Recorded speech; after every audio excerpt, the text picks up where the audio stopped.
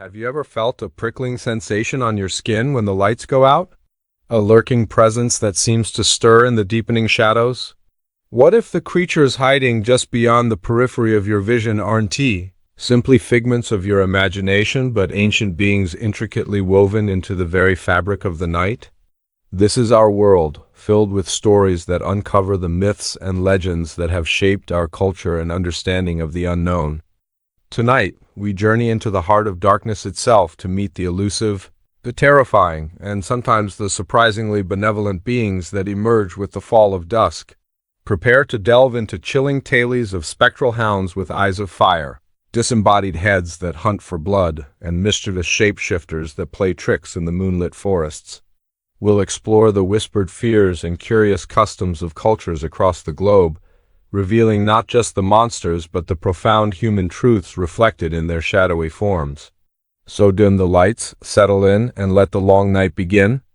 The Chupacabra, Latin America, in the lush valleys of Puerto Rico, where the air thickens with the intoxicating scent of night-blooming jasmine and the damp earth exudes the freshness that follows a tropical shower.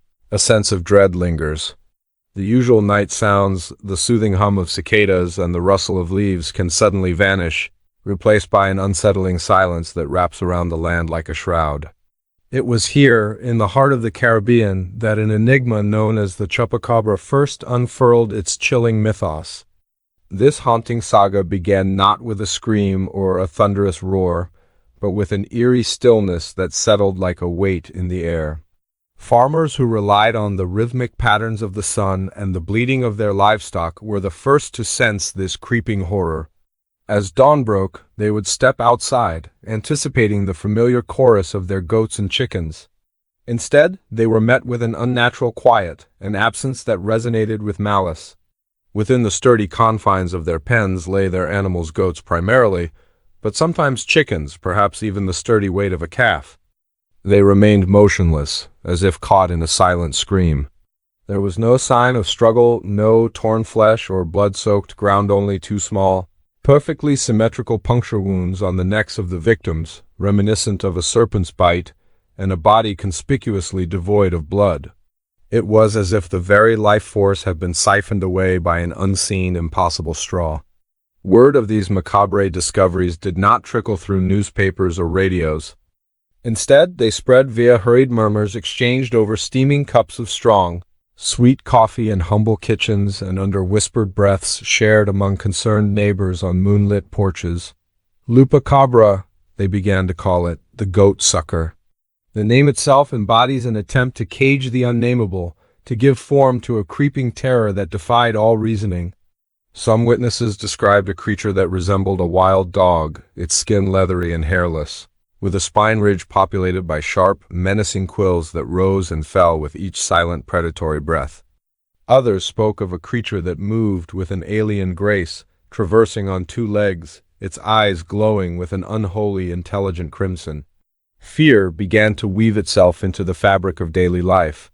Doors that had once stood ajar in the balmy evenings were now barred with a new sense of urgency and conviction. Prayers that had long been uttered as part of a gentle routine morphed into fervent pleas laced with desperation. Children, once free to chase fireflies under the vast star-studded sky, were now called inside at the first blush of dusk, their freedoms curtailed by an invisible menace. Farmers, whose livelihoods depended on the health of their herds, fashioned makeshift watchtowers from old lumber, their worn shotguns cradled in their laps. Hour after hour they sat, eyes weary and burning, straining against the encroaching darkness, conscious of every sound, the symphony of the night, the chirping of crickets, and the rustle of palms, each noise a potential signal, each silence a harbinger. Yet, through all this vigilance, no one ever witnessed the creature in the act. They were left only with the chilling aftermath, a clean, brutal efficiency that spoke of something beyond natural predators. This Chupacabra soon transcended mere nocturnal predator to become an emblem of the profound unease tethered to the unknown. Whispers filled the air with macabre possibilities. Was it an escaped genetic experiment from a clandestine lab? A malevolent entity sprung from an ancient, half-forgotten tale of demons? Or something entirely new, born of the island's humid air and its own deep-seated mysteries? The questions hovered in the night, heavy and suffocating, transforming the familiar, comforting darkness into a terrifying canvas for unseen horrors. With each new bloodless carcass, the legend solidified, leaving a chill that no tropical sun, however fierce, could ever dispel. The Rougarou French Creole folklore. Now, let us descend into the humid breath of the Louisiana bayou, where cypress knees rise like gnarled fingers from the murky waters and Spanish moss drapes ancient oaks like ghostly shrouds. Here, whispers carried on the night wind reveal a different kind of darkness, a primal terror that walks on two legs before shifting to four. Known as the Rougarou, this creaturesque tale unfolds from the ashes of human transgression, a curse born from a breach of sacred community tenets, often stemming from a broken pact or forbidden magic. As the moon swells to a pearly orb, casting long shadows through the dense foliage, the curse ignites, awakening a slow-burning ember within the afflicted.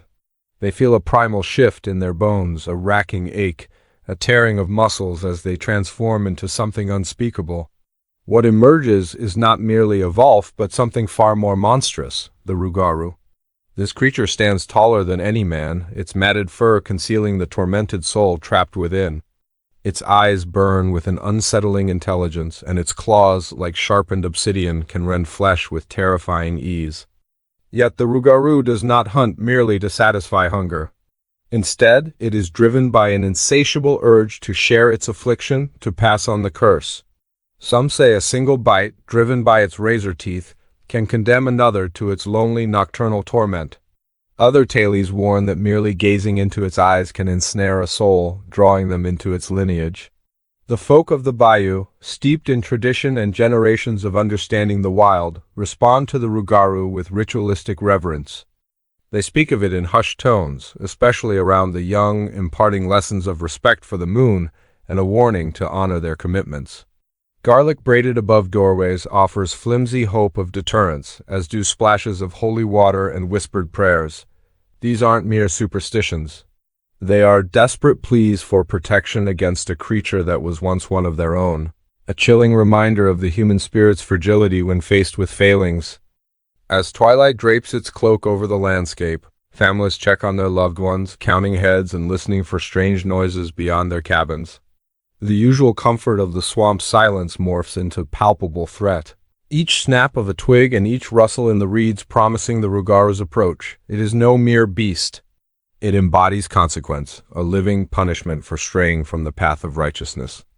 The Rougarou's nocturnal wanderings are not malicious like a regular predator.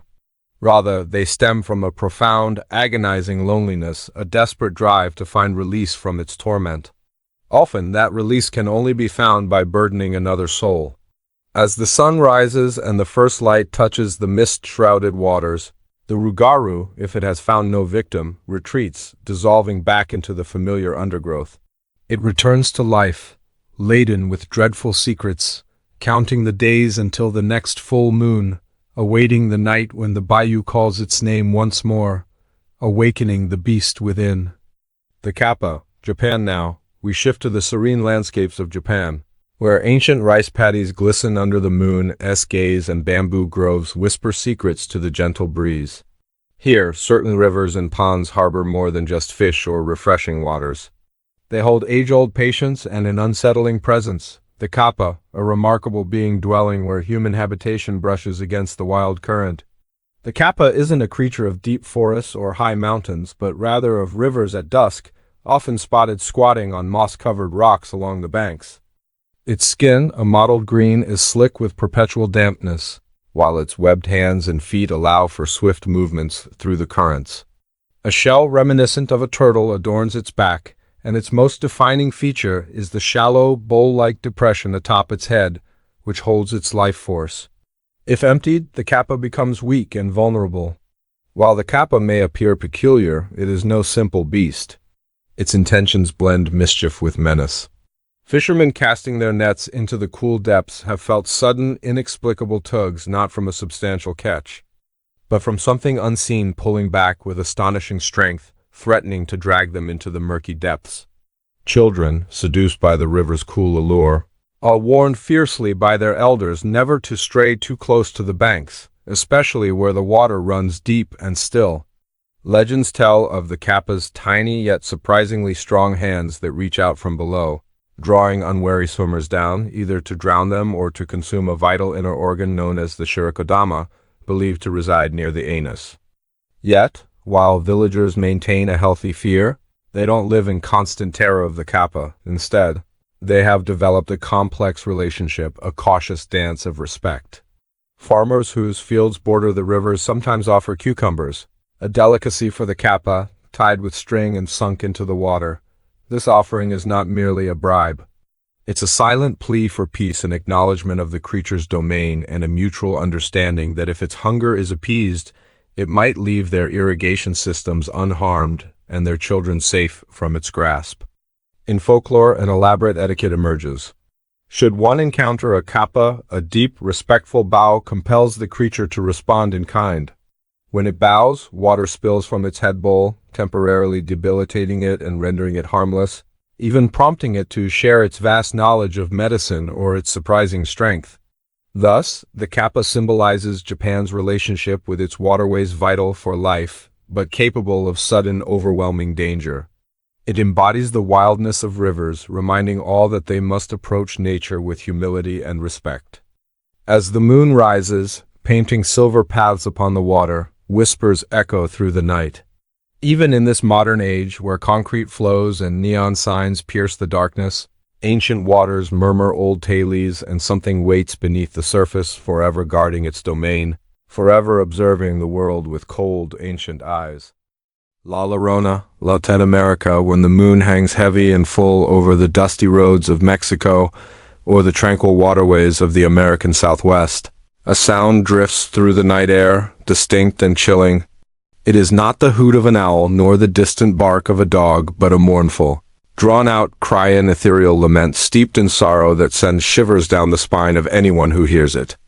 This is the cry of La Llorona, the weeping woman, a spectral figure forever bound to the water's edge, condemned to wander in eternal torment.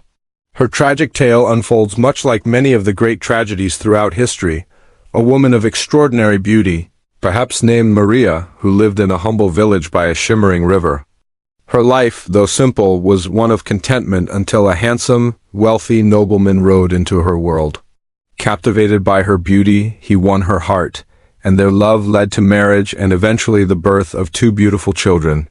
Yet, as swiftly as love blossomed, it withered. The nobleman's initial passion cooled, his visits became less frequent, and his affections shifted to other women. Consumed by bitterness and despair, Maria's heart fractured by neglect, she found herself spiraling into madness born from profound grief. One terrible night, standing by the very river that had once formed the backdrop of her romance, rage took hold.